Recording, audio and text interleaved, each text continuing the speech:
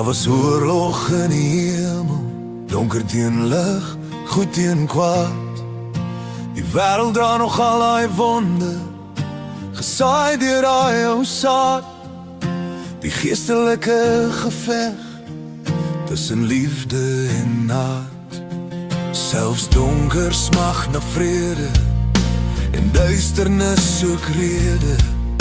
Die dag wat donker kom onverskoning vra. Wanneer die donker kom jammer sê, sal die hemelse trompette blaas.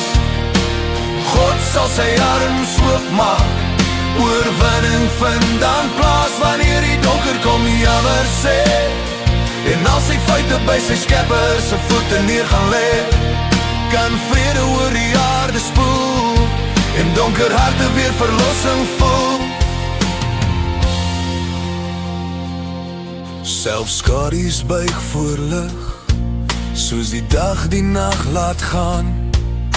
Ek sien 'n nuwe begin, waar pyn voor liefde kniel. Vergifnis lig die sterre aan ons Skepper se profiel.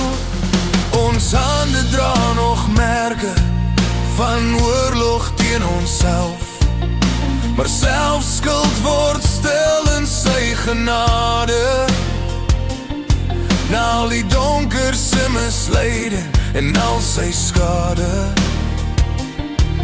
die enorme belydenis, die hoogste vlak van vergifnis. Die hemel sal weer sing oor genade se melodie.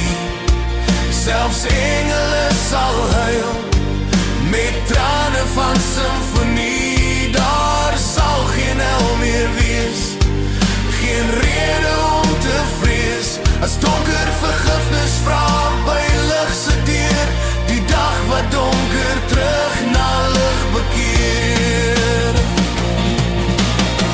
Wanneer die donker kom jammer sê, sal die skepping asemhaal.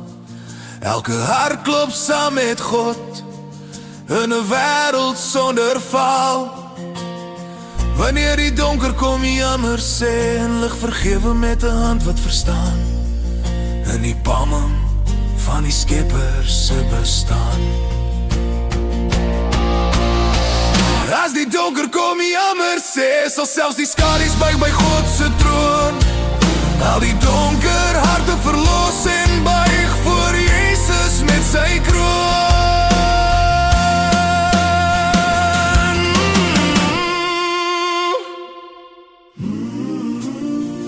As die donker jammer sê, by God se voete kom neerkniel, herwin die Skepper die donker van al sy dade en herwin sy ewige siel.